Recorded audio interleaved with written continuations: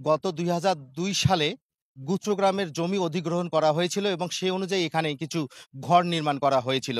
ঘর নির্মাণের ৩ থেকে ৪ বছর পরে বন্যার কারণে সেই ঘরগুলো যখন ক্ষতিগ্রস্ত হয়, ক্ষতিগ্রস্ত হওয়ার পরে সেই এলাকাবাসী বা গুচ্ছগ্রামবাসী যখন ক্ষতিগ্রস্ত ঘরগুলো নিয়ে রাস্তার সাইডে বসবাস শুরু করেন, এরপর থেকে ২০২৫ পর্যন্ত তারা বিভিন্ন দপ্তরে আবেদন জানিয়েও সেই জমি উদ্ধার করতে পারেনি। এই বিষয়ে কথা বলার জন্য আমরা এখানে উপস্থিত হয়েছি। আমাদের সঙ্গে আছেন এখানকার স্থানীয় লোকজন। তাদের সঙ্গে আমরা কথা বলে বিস্তারিত জানার চেষ্টা করব।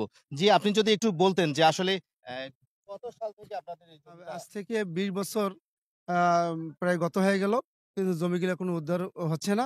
এই যে গরিব মানুষ আমরা এখানে এই এলাকার গড্ডিমারি ইউনিয়নের তারা বসবাস করছিল ২ থেকে ৩-৪ বছর।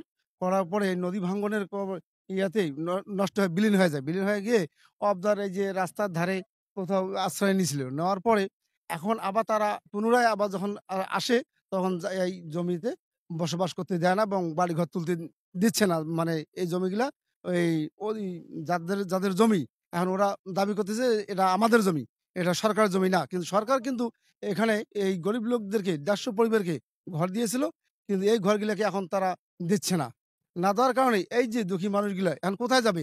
বিভিন্ন দপ্তরে গিয়ে হাত পা ধরতেছে কিন্তু তারা কোনো পাত্তা দিচ্ছে না এই গরিবগুলা। এই গরিবগুলা এখন কোথায় যাবে?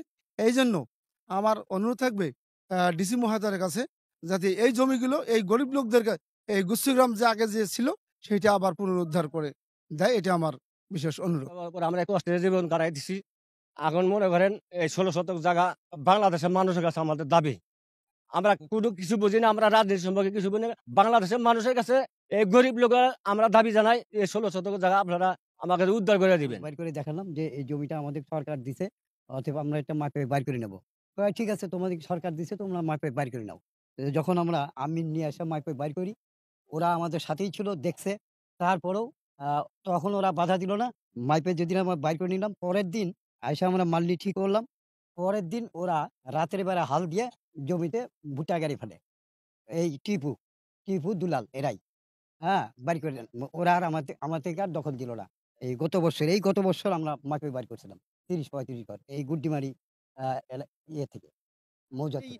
জমিটা উদ্ধার করতে যে প্রক্রিয়াটা সেটা আমরা কেউ করতে পারি নাই। এবং এখানে যে কিছু লোক এখানে ভোগ দখল করতেছে, যাদের জমি আছে সবই আছে, তারপরেও তারা এখানে ১৬ বছর থেকে তাদের অন্য জমি থাকার পরেও তারা আমাদের জমিতে তারা ভোগ দখল করতেছে এবং তাদের এখানে যদি আমরা আসি তারা আমাদের বিভিন্ন ধরনের হুমকি-দামকি দেয়। তারা এখানে জমিগুলো দখল করে আছে সামিউল মুন্সি, টিপু, আলাউদ্দিন, এরকম নাম না জানা অনেক মানুষ আমাদের এই জমিগুলো তারা ভোগ দখল করে আসতেছে এবং তারা দাবি করে এটা আমাদের জমি। কিন্তু আমাদের জমি সবকিছুই আছে। রেজিস্টার সবকিছুই দেওয়া আছে এবং নাম, খতিয়ান সবকিছুই আছে। আমি আপনাদের কাছে আকুল আবেদন জানাবো যে আ আমাদের যে ১৫০ পরিবার এখনো কিন্তু যারা এখনো যে এই ১৫০ পরিবার এখনো তারা ভূমিহীন অবস্থায় আছে। আমরা এখানে যে ভূমিহীন পরিবারের ২ নং গড্ডিমারি ইউনিয়নের আদর্শ পরিবারের যে সদস্যগুলো আমরা এখানে উপস্থিত হয়েছি। আমাদের দাবি একটাই, আমরা ভূমিহীন। আমরা আজকে এই আন্দোলন করতেছি দীর্ঘ ১৫ বৎসর থেকে। দীর্ঘ ১৫ বছর থেকে জমি জায়গা আমরা উদ্ধারের জন্য চেষ্টা করতেছি। দৌড়াদৌড়ি করতেছি বিভিন্ন মহল্লে চেয়ারম্যান, মেম্বার, উপজেলার ডিসি পর্যন্ত বিভিন্ন জায়গাতে আমরা দৌড়াদৌড়ি করছি, টাকা পয়সা খরচ করছি। আমাদের কথা কেউ মানে যে কার্যকর করে না।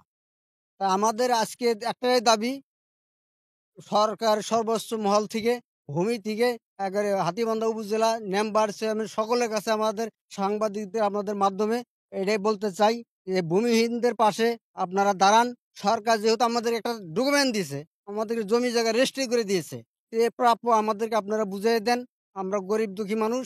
আমরা এইটাই শুধু আমরা চাই যে আমাদের জমিন আমাদেরকে আপনারা বুঝিয়ে দেন। আমরা প্রাপ্য যেটা সেটা আমাদেরকে আপনারা বুঝাইয়া দেবেন। সরকার আমাকে জমিন দিছে। সেই জমিনে আমরা ছিলাম, ঝড়ে ভেঙে গেছে। যাওয়ার পরে এখন আমরা রাস্তার ধারে বাড়ি করে আছি। সেই জমিনে এখন আমাদের দখল দেয় না, আমাকে যাইতে দেয় না। আমাকে হুমকি দেখায়। এটা হইছে একটা হইছে বাসি, একটা হইছে সামিয়াল মুন্সি, একটা হইছে রফিকুল, একটা হইছে যে ধরজত, একটা হইছে আব্দুল, একটা হইছে কুরআন। এখানে আমাদের এই ভূমিহীনের আদর্শ গ্রামের বাছাই ছিল বাহাজ যখন চেয়ারম্যান ছিল, তখন হাই স্কুলের মাঠে বাছাই হয়েছিল। তারপরে বাহাজ চেয়ারম্যানের পরে উকিনবাবু চেয়ারম্যান হইলো। ওনার আমলে এই ভূমিহীন আদর্শ গ্রাম হইছে। আদর্শ গ্রামে মনে করেন উকিনবাবু চলে গেল। তারপরে আসলে বুলু চেয়ারম্যান।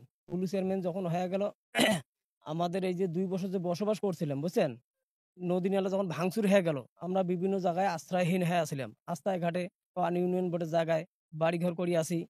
কিন্তু এই রাস্তা ভাঙ্গাচুরে আসলো, তখন এই রাস্তাটা ধরে পার মানে ডাম্পিং হয়ে গেল।